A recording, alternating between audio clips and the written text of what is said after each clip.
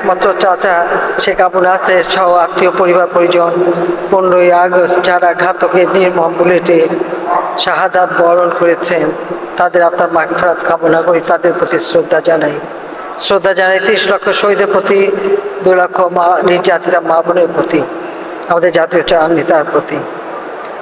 জাতির পিতা বঙ্গবন্ধু শেখ মুজিব তিনি একজন খাঁটি মুসলমান ছিলেন এবং ধর্মপ্রাণ ছিলেন, এবং আমাদের পরিবারটাই এই ধর্মের প্রতি অত্যন্ত অনুগত ছিলেন। স্বাধীনতার পর জাতির পিতা বঙ্গবন্ধু শেখ মুজিব ইসলাম ধর্ম প্রচার প্রসারের জন্য ইসলামিক ফাউন্ডেশন গঠন করেন, এবং সেই সাথে সাথে কম খরচে যাতে আমাদের মুসলিমরা হজ করতে যেতে পারে শিক্ষা বোর্ড তিনি প্রতিষ্ঠা করে দেন। তিনি টঙ্গীতে বিশ্ব ইজতেমার জায়গা দেন এবং বিশ্ব ইজতেমা যাতে বাংলাদেশে হয় সেই ব্যবস্থাটাও তিনি নেন, এবং কাকরাইলে তবলিগি মসজিদের জন্য কোরআন তেলাওয়াতের ব্যবস্থা জাতির পিতা বঙ্গবন্ধু শেখ মুজিবই করেন। বা তার নেতৃত্বে আমরা ইসলামিক সম্মেলন ওআইসির সদস্যপদ, সেই সাথে সাথে ইসলাম ধর্মের প্রকৃত শিক্ষা এবং ধর্মের প্রতি মানুষ যাতে আনুগত হয় তার জন্য বিভিন্ন ব্যবস্থা নেন। জাতির পিতার এই পদাঙ্ক ইসলামিক প্রায় 500 আমরা 60টি মসজিদ, যেখানে 564টি মসজিদ নির্মাণ করবার সিদ্ধান্ত নিই। নির্মাণ সম্পন্ন হয়েছে।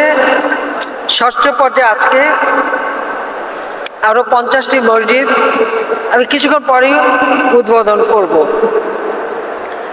এখানে এই মসজিদে ইসলাম সম্পর্কে মানুষের জ্ঞান এবং এটা বিশেষ করে মুসল্লিদের নামাজের ব্যবস্থা সুযোগগুলি থাকবে। সেই সাথে সাথে আমি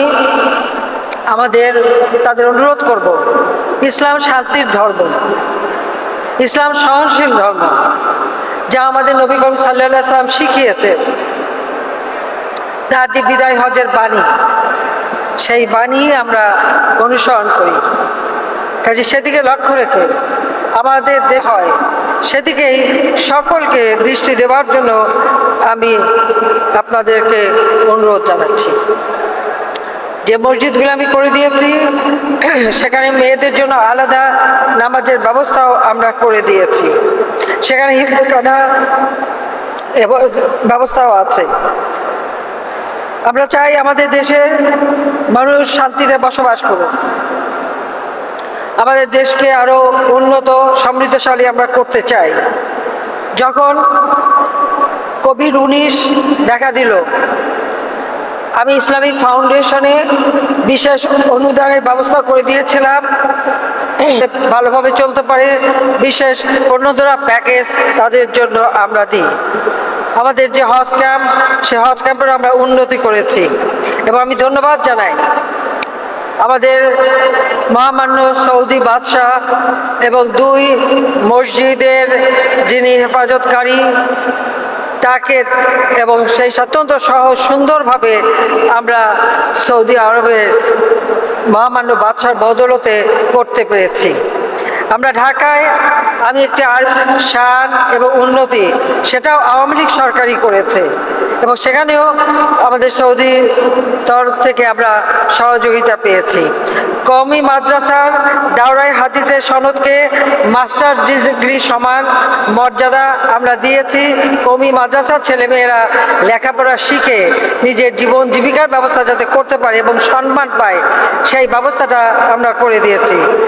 আমরা প্রত্যেকটা মসজিদে পাঠাগার নির্মাণ করেছি। আমরা ইতিমধ্যে 35,000 মসজিদের পাঠাগার নির্মাণ সমাপ্ত। আরবি, বাংলা এবং তারা যেন কষ্ট না পান, সেই কারণে আমি যখন 96 সালে সরকার গঠন করি, 96 থেকে 2000 সালে যখন ক্ষমতায় ছিলাম, তখন ইমাম মুয়াজ্জিন কল্যাণ ট্রাস্ট আমি গঠন করে সেখানেও সিট মানি দিয়েছি। আমাদের যারা বিত্তশালী আছেন তারা কিন্তু এই কল্যাণ ফান্ডে অর্থ দিতে পারেন, যাতে আমাদের প্রত্যন্ত অঞ্চলে যারা থাকে তাদের সার্বিক উন্নয়নের জন্য আমরা ব্যবস্থা নিয়েছি। সেই সাথে আরেকটি কথা বলবো, এই বাংলাদেশে অন্যান্য ধর্মের লোকও এখানে আছে। ইসলাম শান্তির ধর্ম, ইসলাম শ্রেষ্ঠ ধর্ম, ইসলাম সহনশীলতা দেখায়। সেই জন্য আমরা আমাদের ধর্ম পালন করব, কিন্তু অন্যজন ধর্মীয় যারা তারাও যেন নিজ নিজ ধর্ম যথাযথভাবে পালন করতে পারে। কেউ যদি কোনো অন্যায় করে সেটা তো আল্লাহ রাব্বুল আলামিনই বিচার করবেন। আমরা তো বিচার করবার অধিকার আমাদের নেই। আমরা কাউকে বলতে পারি না কে মুসলমান হতে হবে, তার উপরই আমরা সব রকম দায়িত্ব দেব। কারণ আল্লাহ আমাদের সৃষ্টি করেছেন, আল্লাহর হুকুম ছাড়া গাছের পাতাটাও নড়ে না, আমরা সেই বিশ্বাস করি।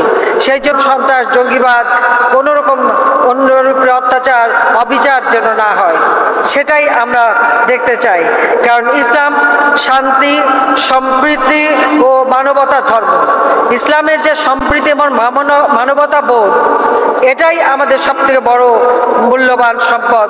আমাদের নবী করিম সাল্লাল্লাহু আলাইহি ওয়াসাল্লাম আমাদের সেই শিক্ষা দিয়েছেন। নিরীহ মানুষকে হত্যা করা, তাদের উপর অত্যাচার করা, এটা আমাদের দেশে যত না হয় আমি আপনাদের সহযোগিতা চাই। একেবারে তৃণমূল পর্যায় থেকে যেন শান্তি থাকে সেই ব্যবস্থা করা ইসলামে নিয়ে যেতে পারবে, আমি সেই বিশ্বাস করি।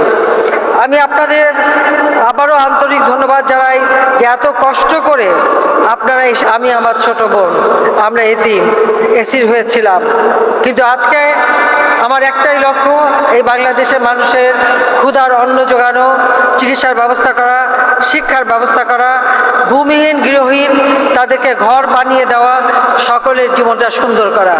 বাংলাদেশে আমরা যারা ভূমিহীন গৃহহীন তাদেরকে বিনা পয়সায় ঘর তৈরি করে দিচ্ছি, তাদের জীবন জীবিকার ব্যবস্থা করে দিচ্ছি। শুধু আপনাদের কাছে দোয়া চাই, দোয়া করবেন। সারা বিশ্বব্যাপী আজকে যে যুদ্ধ ইউক্রেনে এবং এই যে